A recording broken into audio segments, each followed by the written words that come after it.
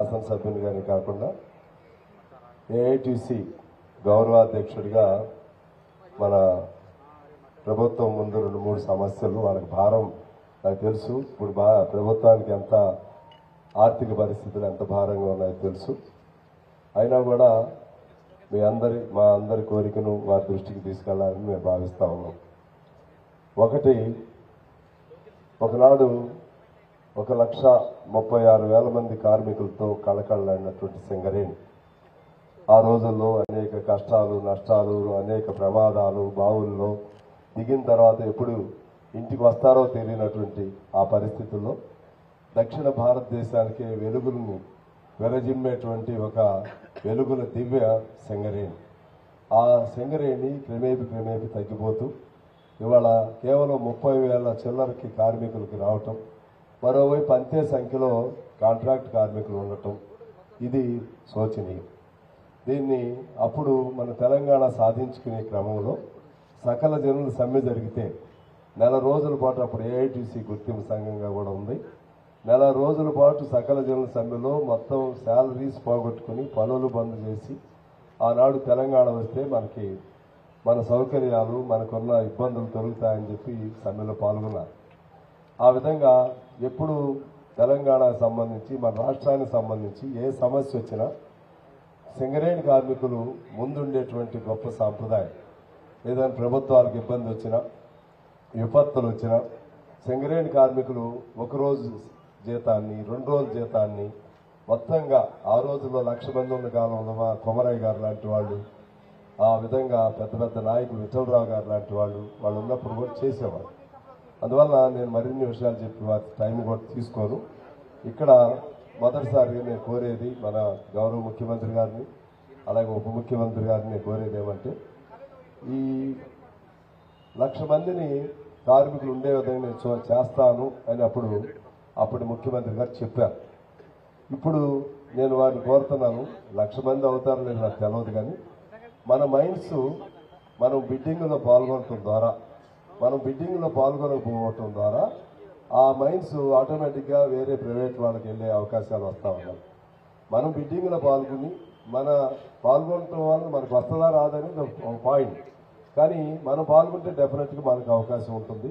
అందువల్ల కొత్త మైండ్స్ వైపు వారు శ్రద్ధ పెట్టాలని చెప్పి కొత్త మైండ్స్ తీసే విధంగా మన ముఖ్యమంత్రి గారు ఉప ముఖ్యమంత్రి గారు సింగరేణిని ఆదేశించాలని, తద్వారా వేలాది మందికి ఉపాధి ప్రత్యక్షంగా పరోక్షంగా లభిస్తుందని నేను వారిని కోరుతా ఉన్నాను.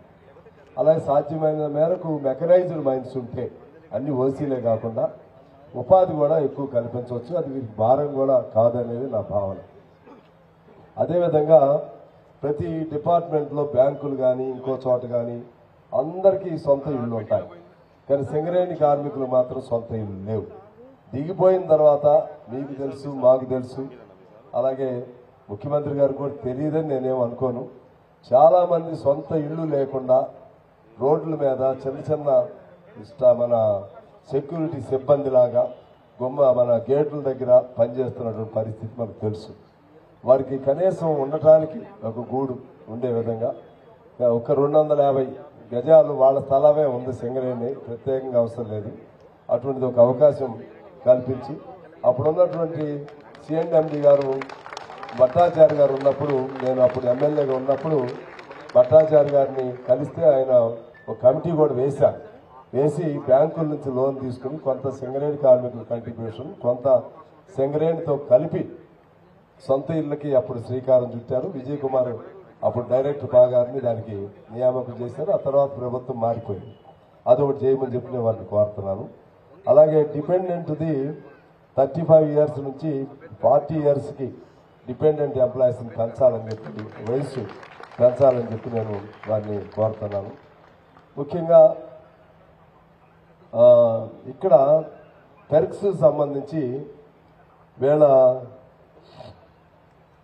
అధికారులకు ఒక రకంగా కార్మికులకు ఒక రకంగా ఉంటా ఉంది.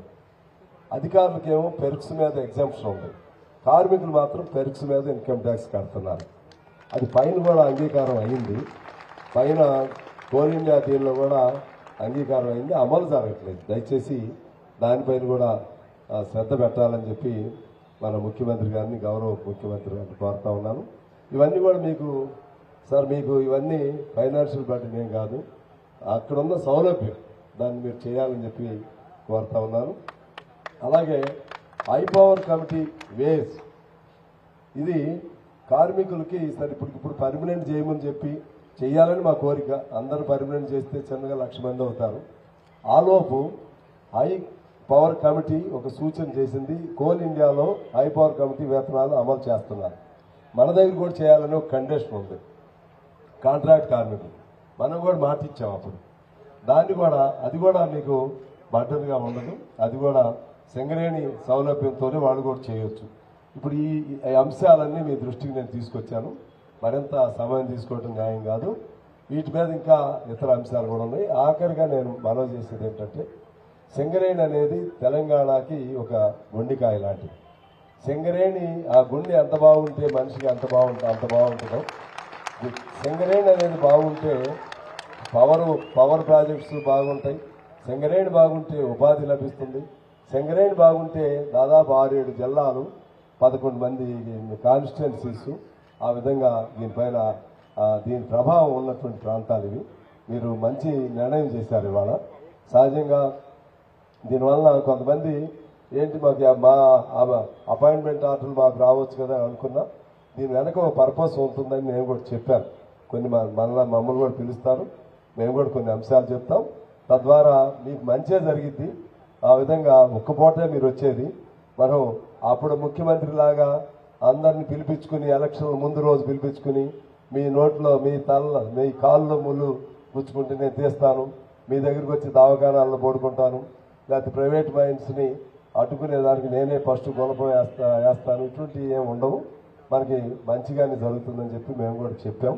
అది ఈ విషయాలన్నీ మీ దృష్టికి తీసుకొస్తూ చివరిగా నేను మనవి చేసేది ఏంటంటే, ఒకప్పుడు అవినీతికి తావు లేనటువంటి గొప్ప పరిశ్రమ ఏదైనా ఉందంటే సింగరేణి ఒకటి. అవినీతికి అసలు తావు లేదు. మీకు గవర్నమెంట్ ఆఫీసుల్లో గవర్నమెంట్లో కొన్ని మనం వినేవాళ్ళం, కానీ ఇది అటువంటి పవిత్రమైనటువంటి అనేక మంది రక్తపు దారాలతో ఆ నల్లగడ్డ ఎర్రగడ్డగా మారినటువంటి గొప్ప పోరాటాల చరిత్ర సింగరేణిలో. డబ్బు లేనిదే పని జరగదనే భావన ఇక్కడ కూడా వచ్చేసింది. ఇక్కడ వేదిక మీద కాబట్టి మీకు అన్ని విషయాలు నేను చెప్పను. వీటి మీద కూడా మీరు శ్రద్ధ పెట్టి అవినీతి రహిత సింగరేణి ఉండే విధంగా, అలాగే దిగిపోయినటువంటి డిపెండెంట్ ఎంప్లాయీస్ చాలా మంది వచ్చారు. వారికి ఎటువంటి ఇబ్బందులు లేకుండా గతంలో ఎలా వాళ్ళని తీసుకునేవాళ్ళు ఆ విధంగా తీసుకోవడానికి కొద్దిగా టెక్నికాలిటీ చూడకుండా మీరు మళ్ళీ విడిగా కూడా మేము మీతో అవకాశం ఇస్తే అందరూ వచ్చి డిస్కస్ చేస్తాం. ఆ విధంగా వాళ్ళకి అపాయింట్మెంట్ కూడా కల్పిస్తే అందరూ హ్యాపీగా ఉంటారు. కొత్త ప్రభుత్వం వచ్చినందుకు అందులో రేవంత్ గారు యువనాయకుడు, మా భట్టి గారు మా సన్నిహితులు, స్నేహితులు, మేధావి, వీరిద్దరు ఆధ్వర్యంలో ఖచ్చితంగా సింగరేణి బాగుండాలి. ఆ సింగరేణిలో బాగుండటం ద్వారా మన తెలంగాణ బాగుండాలని కోరుకుంటూ మీ అందరికీ